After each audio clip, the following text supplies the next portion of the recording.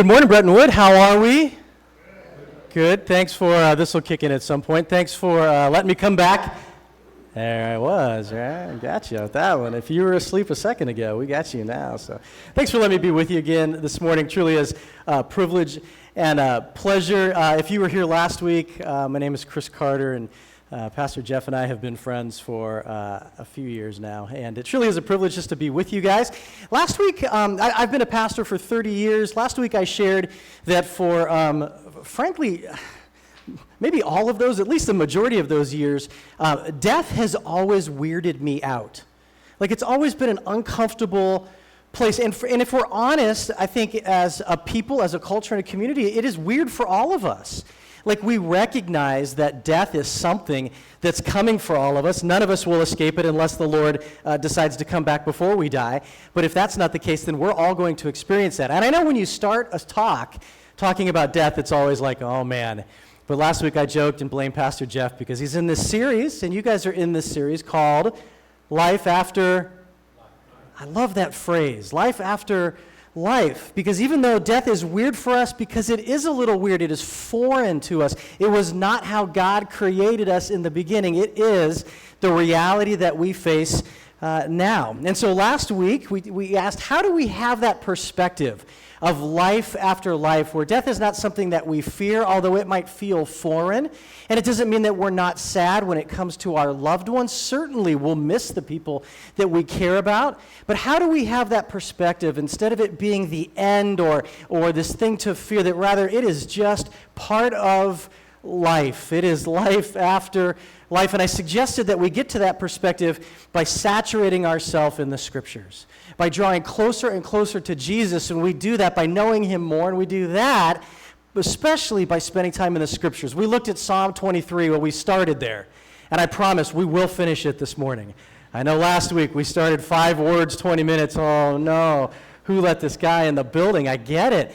But Psalm 23, if you're there, if you would open it, I'd like you to see it. If you didn't bring a Bible, there are Bibles in the pew back in front of you. But I think this should be a text, a section of Scripture that we are familiar with, that we have highlighted and dog-eared and circled and torn up, and we have it hanging in places because it is an incredible piece of poetry. Just by way of review, written by a guy named David while he was on the run. He was anointed the new king of Israel, but that hadn't happened yet, and he is on the run from the current king of Israel. And so when we read things in this psalm, I need to be mindful that this is David, who has not come into his own yet, who is not realizing all the benefits and blessings of being the king. Rather, he is a refugee, a nomad. He is running for his life in unpleasant places. And the psalm starts with that phrase, the Lord is my shepherd, and last week we read it with a different inflection on each word. And depending on how you put an emphasis on the word kind of shapes how we see that phrase. And the only way that we get to the next 2 words is if the Lord is truly our shepherd, Yahweh, creator of the universe. We get to that lack nothing. Because of this reality, because God is my shepherd, I lack nothing, no matter what struggle I'm in, how little I have, how frustrated I might be, or how celebrated I am, or how enjoying I am of life right now, or how filled with joy I am, I lack nothing. It says, He makes me lie down in green pastures, not just any field, not just any places, but the places that are right for me, that fit my needs. It says, He leads me beside quiet waters, literally waters of rest. It says He refreshes or restores my soul. He brings me back to whole. He helps me be what I was designed to be. He created me to be a specific way. And when He is my shepherd, He leads me back to that. All these phrases are phrases of rest or peace. It says He leads me in right paths or paths of righteousness. Where He goes is right. He leads to the whole. He leads to goodness and fullness. And He does it for His name's sake, to bring Him glory, because it makes Him happy. It's great because it doesn't depend on me. It all rests on Him. And so He does it for His name's sake. And that brings us to today, where we have a transition in this psalm. We've been reading these beautiful phrases of rest and comfort and peace. And then we get to the text that's so often read at funerals. It says, even though I walk through the valley of the shadow of death.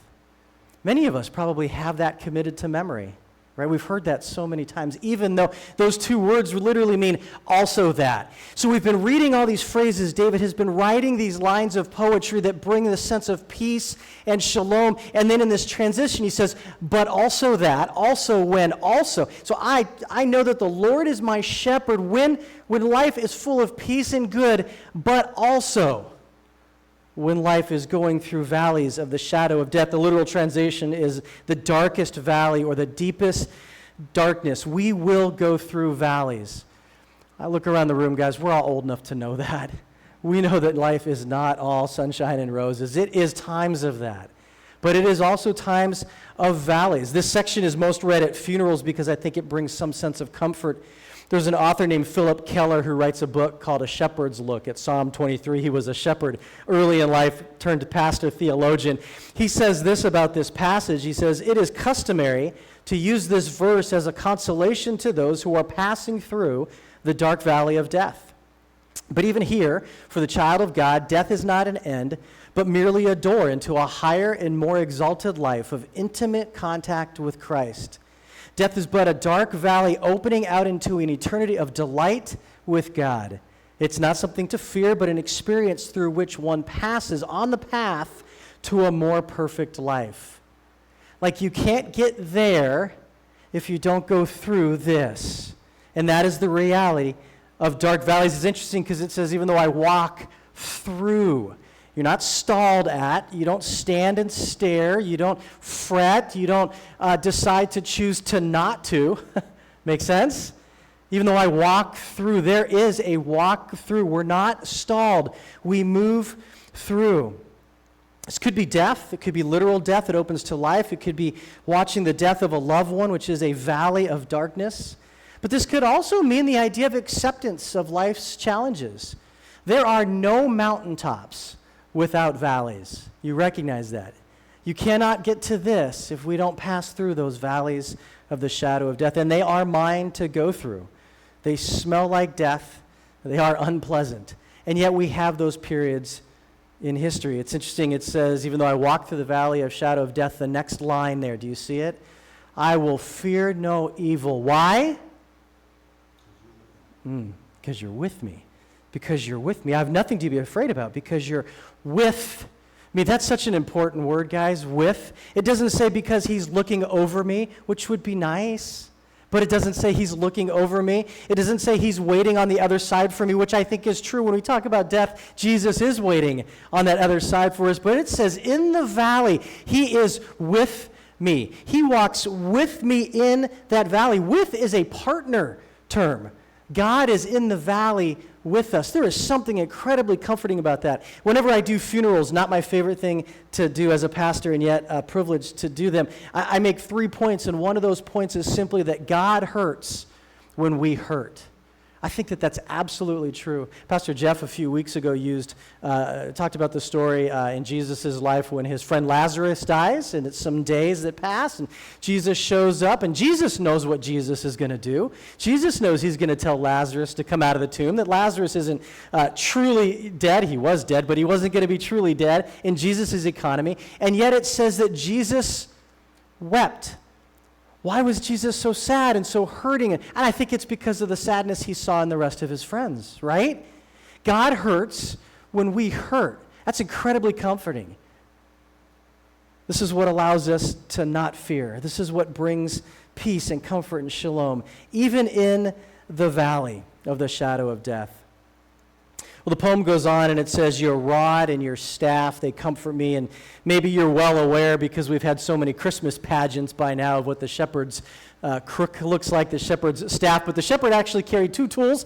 One was called a rod, and the rod is really a short bat, and it has one design, which is to beat away the bad things, to hit the predators. Shepherds were adept at throwing their rods far and accurate. Matter of fact, shepherd children would often have competitions to see who could throw it the furthest with the most accuracy. This is a game that they played in really training and prep to defend the sheep. It is I don't know if you call that an offensive or a defensive weapon, but it is designed to hit predators. The other tool is the staff, the thing that we're very familiar with, that shepherd's crook, and it is designed to lift or to carry or to pull back at. Sheep are, we said last week, are not necessarily the smartest of all the animals, and often if they saw something that looked really yummy, they would push themselves through a thorny bush in order to get to that yummy thing, and apparently sheep don't have reverse, or they can't get out of that, and they will just die there eventually.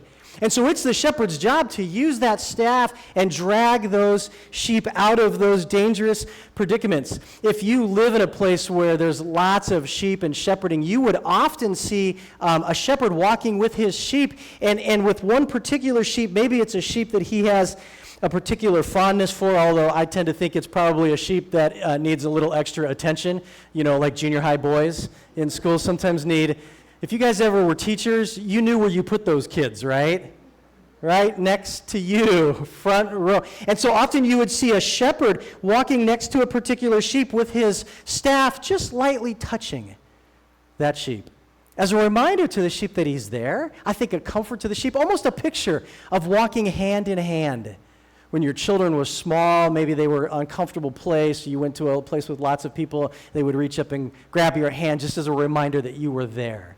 And we would see that with the shepherd, the rod and the staff. Depending on who you were, these tools had evoked very different feelings and emotions. If you were a predator, if you were a thief, these tools would bring fear.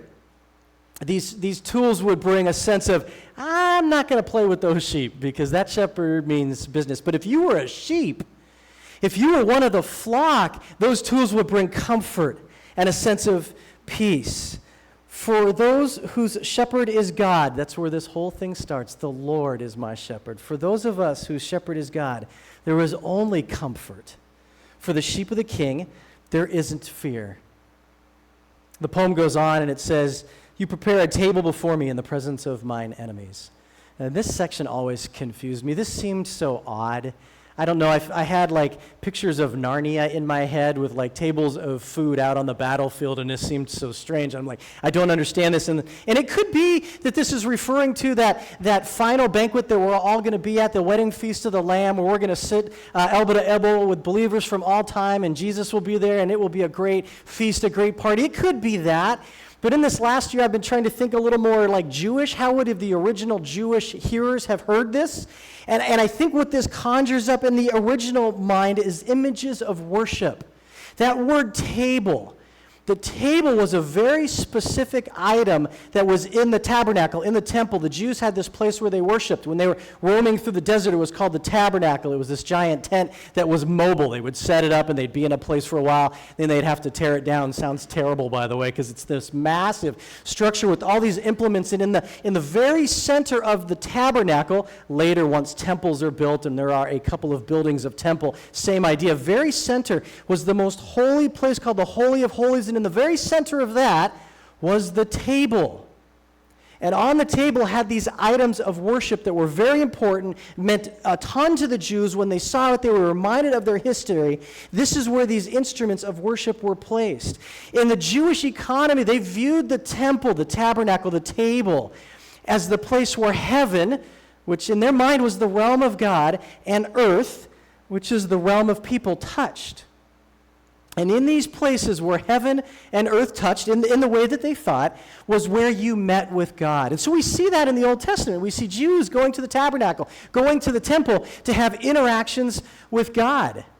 It was these places of sanctuary, these places of holiness, these sacred places where God had designed in their mind to meet. Now, it's beautiful because we live on this side of that covenant, right? And so we're called... you and me, we're called the temple of God, right? Because it's not like we have to go to a place now to meet with God. He is a permanent resident with us, which is beautiful. But as this little line, he prepares a table for me in the presence of my enemies, I think it's conjuring up these places, these sacred places, these moments and times of worship. Maybe that happens in churches for you. Maybe that happens in private worship. Maybe that happens in the ways that you serve those that God puts in your path.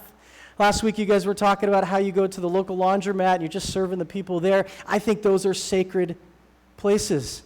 These moments where God is always with us. I don't want us to get the wrong picture, but there seems to be these moments where there's a different connectivity. This little corner of the pew right there. For 3 years, I sat right there while Jeff leaned up against the pulpit there, and we had conversations about life and struggles and future and the Lord. And every time I came in, it felt like this moment. Making sense? Where heaven and earth met. The Lord is always with me. Boy, I understand that. But there are times where it just seems different. All this is done, according to the poet here, in the view, in the presence of, in the ability for enemies to see those who seek to destroy us, those who would seek to find our downfall, those who would like to find something about us that they could throw on social media to talk about how pointless God is because of a moment where we might fail or something. But God meets with us in these sacred places where everybody can see there are no closet Christians. We live lives of worship in front of a watching world, asking the question, is this thing real? Is this true? Can God handle my stuff? They watch us as God handles our stuff. And this only makes sense because at the end of the day, the Jews' entire job was to reconcile the entire world back to God. And I think that job is ours as well. We help reconcile a world who is often far from God back to Him. It says He prepares a table before me in the presence of my enemy. It says, you anoint my head with oil. Oil was used for a lot of things in the Bible. It was symbolic for anointing royalty. It was prep for burial. It could be refreshing after a long trek. But shepherds used oil to protect sheep from flies. Flies were a nuisance pest. They would drive sheep nuts, and sheep can't rest, can't drink, can't eat if they are irritated. So they would often rub sheep down with oil because it would protect them from flies. They would use it to cure disease. There's lots of diseases by applying oil. It would be a balm for that. Oil is most often used for refreshing, renewing, invigorating. The literal translation of you anoint my head with oil, you'll appreciate this, is you make my head fat with oil. That's a beautiful picture, this idea of refreshment, renewing, this partnership that we have with God as He calls us into partnership with Him. It refreshes us. It renews us. It brings us life. It brings us a fullness of joy, even after we walk through the valley of the shadow of death. The design isn't to stay in the valley. The design isn't to get stalled before you walk through the valley and avoid it at all cost. The idea is to walk through the valley to these other concepts. He anoints my head. He refreshes me. And then the poet goes on to say, my cup overflows. The cup is this thing that represents all that we have and all that we are. The thing that holds life. It is, for me, so overfilled it literally cannot hold anymore. It's interesting because the Jews, even modern Jews who are traditional in their approach, following all the Old Testament commands, they wash their hands before every meal. We see this often in the New Testament as Jesus is doing His thing. Sometimes the Pharisees, the religious teachers, get on Him for not washing their hands. And it's not a hygienic thing. It is a symbolic thing. But it's interesting because they will fill a cup under running water until it is overflowing and then splash it onto their hands until it is overflowing. And their whole reason of doing that every day is to remind themselves that our God is a God of overflowing blessing. When He interacts with us, as He cares for us, it is overflowing. Our lives are so overflowing with the presence of God that a bunch of it drips out onto others. And that's what Jews are thinking as they're throwing this overfilled cup onto their hands, is it's not just overflowing for me, but it's overflowing for others, for those that don't know Him. In Genesis 12, God calls a guy named Abraham, who's the father of the Jewish nation, to be His person, and they would be His people. And God says this beautiful thing in Genesis 12:12. He says, I'm going to bless you, Abraham. And do you guys remember why He said that? I'm going to bless you so that you will be a blessing. It doesn't stop there. He doesn't say, I'm going to bless you, Abraham, or if I can contextualize it to us, which is always dangerous, but I'm not going to bless you, Americans, just to bless you, but so that you can bless others, so that cup overflows onto the people and places around you. And maybe that's financial, I don't know, but it could be just confidence, it could be just intentionality, it could be I feel so cared for that I can care for others. It can be lots of different things, but our cup overflows. That happens and exists in a culture that wants us instead to just crave more and more.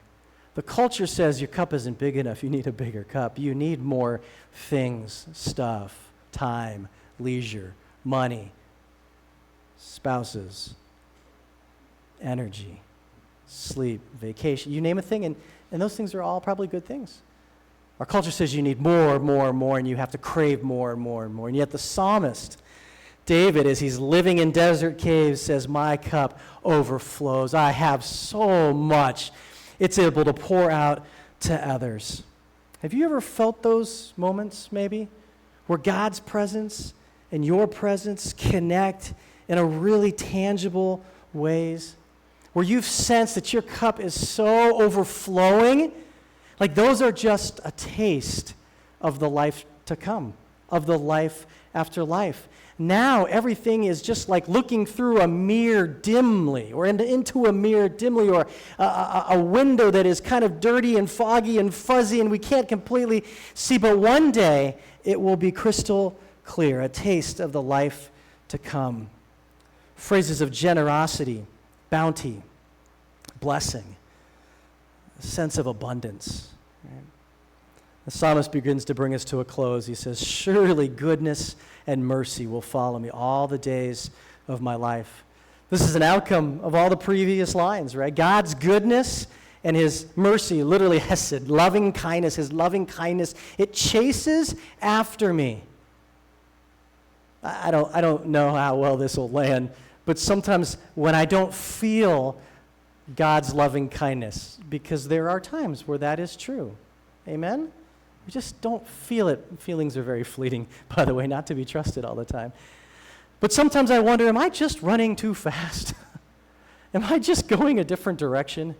Maybe I need to slow down and let God's loving kindness, his mercy and goodness catch up with me, because it chases me. And this again comes after the deep, dark valley, the valley of the shadow of death. There's a 16th century monk, his name is St. John of the Cross. He writes this short little book. It's called The Dark Night of the Soul, and it's a concept that's been really pivotal in my life. The dark night of the soul is this idea when you are faced with some situation that is absolutely terrible and wretched, you see no solution, and it seems like God is incredibly quiet in it.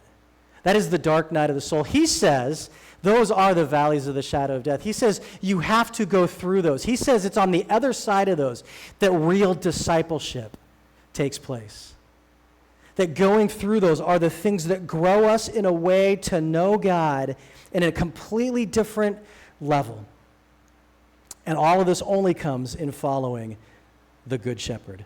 And so it begs the question for us in this room, are you following the Good Shepherd? Would you say that that's true of you? Would you even know how to answer that question? How do you know? How do you know that you're following God as the shepherd, Yahweh, Jehovah, creator of the universe? How would you know? John 10 is an interesting passage because Jesus lays out a lot of talk about sheep, and in there he says, the sheep know my voice. See, shepherding is a very interesting. Last week I talked about it versus cattle driving. With cows, you drive them. The cowboy rides behind, usually on a massive horse, which is a terrifying entity for cows, and they drive them forward. They use maybe whips or guns, or again the horses. It is a fairly brutal process, but shepherds are different. Shepherds are out front leading. Shepherds are with the sheep, and it's interesting because oftentimes there's only, in Israel in particular, a few places to graze. It is a desert country. It's not a green country. And so lots of shepherds and their flocks will come to the same place to graze, and sheep just all intermingle because they're not thinking, oh, I got to stay with my group. They're just doing their thing. And when it's time for them to go, it's interesting because the shepherd will just use his voice. Maybe it's a whistle, maybe it's a call, maybe it's a word, maybe it's a song. Every shepherd has kind of their own way of doing it, but they'll do their little thing, and the sheep that are his will just start following him. Tremendous to watch. Thousands of sheep. The shepherd just goes, okay, boys, time to go, and they do, because they know his voice. And it's interesting because Jesus in John 10 picks up on this imagery, and he says the sheep know his voice. And he's talking about himself as the good shepherd. And I ask you the question again, Do you know his voice? How do you know that you're following the Good Shepherd? Well, we could stop there. I could pray and just leave you hanging on that, right? Because what a great thing to meditate on for the week. But maybe I'll give you one suggestion, because in John 10:10, I think Jesus gives us a little hint of what that sounds like, of what his voice sounds like. He says that the thief, the opposite of the shepherd, the thief comes only to kill and steal and destroy. But the shepherd comes to give life and give it abundantly. And so when the voices in our head are doing things like killing and stealing and destroying, when they're telling you you're not enough, or you can't measure up, or you'll never get it done, or that you're a terrible person, or how could God ever love you, those are all phrases of death and theft and destruction. I don't think it's the shepherd's voice. I think it's the thief's voice. The shepherd's voice sounds so different. It's to give life and to breathe life and fullness and wholeness. It doesn't mean there's not correction. It doesn't mean that there's not driving into the right, but it certainly means that it sounds different. And this is life now. And he finishes with this last line. He says, and I will dwell in the house of the Lord forever. If surely goodness and mercy will follow me all the days of my life, is life now. I will dwell in the house of the Lord forever is life after life. The word dwell there is the word abide. In John 15, Jesus does a great sermon on the word abide. He says, you know what your only job is, child of mine, friend of mine, is to abide in me. And when you've done that, when you've finished that, then you get to just keep abiding. And when you've kept abiding, abide some more. And when you're tired of abiding, abide. And when you don't know what to do, abide. And when you know what to do, abide. This word abide. And it's a beautiful word. It literally means remain. In Jewish culture and literature, it would have meant make your home in, pitch your tent in. This idea of make your camp in Jesus. Always. Psalm 84 says this, says, how lovely is your abiding place, Lord Almighty. My soul yearns, it even faints for the courts of the Lord, the place that the Lord is. My heart and my flesh cry out for the living God. Better is one day in your abode than 1,000 anywhere else. I'd rather be a doorkeeper in the house of my God, the guy that sleeps next to the door to open it just in case somebody shows up. I'll take that role all day long in the house of the Lord, abiding in him, than to dwell in the tents of anywhere else, says the wicked. So there you go. Psalm 23, we made it all the way through. I promised we would. Psalm 23, some thoughts on how we have this different perspective on death or life after life when we have Yahweh, Jehovah, creator and sustainer of the universe, as our shepherd. The way I want to finish up this morning is I want to read the psalm to you again in the Message version of the Bible, but there are a couple of pictures that I think will pop up on the screen behind me. This is a painting. Maybe you've seen it. It's called, I have a little one here, it's called First Day in Heaven. I love this. I love this. I absolutely love this. It hangs on my wall in front of my desk because this is something that reminds me of what I think it will look like when we die, that valley of the shadow of death, and we, however that works, open our eyes, wake up, and we are there face to face with Jesus. Growing up, I always saw pictures of this that made me think like it's an austere moment. And maybe, I don't know, I haven't done it yet. I'll let you know when we both get on the other side. Maybe it is. I've seen pictures where it looks like fear, where there's a sense of, I don't know, sadness or judgment or something like that. I don't know. This, to me, speaks of what it's going to be like. This moment where Jesus sees me and I see him clearly. I don't know the other option. If he's my shepherd, then to just dive on him like a child would, a good mom or a good dad. This is what Psalm 23 says in the scripture. Psalm 23, as those pictures continue to scroll, it says, God, my shepherd, I don't need a thing. You have bedded me down in lush meadows. You find me quiet pools to drink from. True to your word, you let me catch my breath and send me in the right direction. Even when the way goes through Death Valley, I'm not afraid when you walk at my side. Your shepherd's crook, it makes me feel secure. You serve me a 6-course dinner right in front of my enemies. You revive my drooping head. My cup brims with blessing. Your beauty and love chase after me every day of my life. I'm back home in the house of God for the rest of my life. Amen? Amen. I'm going to pray. The worship team is going to come up, and the song we're going to sing seems like such a perfect finish for the stuff we've been talking about. So let me pray. Pray with me. Dear God, thanks for your love. And again, I am absolutely elated to know you and to follow you, that you chose me to be your child and that you call me friend. Tremendous, God. Thank you for that. Help me not to lose sight of that in the midst of the valleys. Help me to always be chasing you, and when I don't sense you, it's on me, and a good reminder to slow down, step back, refocus, and find you again. It's not like you're hidden. And so we're so thankful for that, God. Thank you for your love for us. If there's folks in here that don't know you, Lord, they don't have a relationship with you, I just pray that they are thinking, that they have questions, so many questions. You're so big and so good and so easy. You're not afraid of questions. And I love that, Jesus, that somehow you would drive them to places where they can find answers. And for all of us, God, that we are just reminded how much we're loved. We love you. Amen.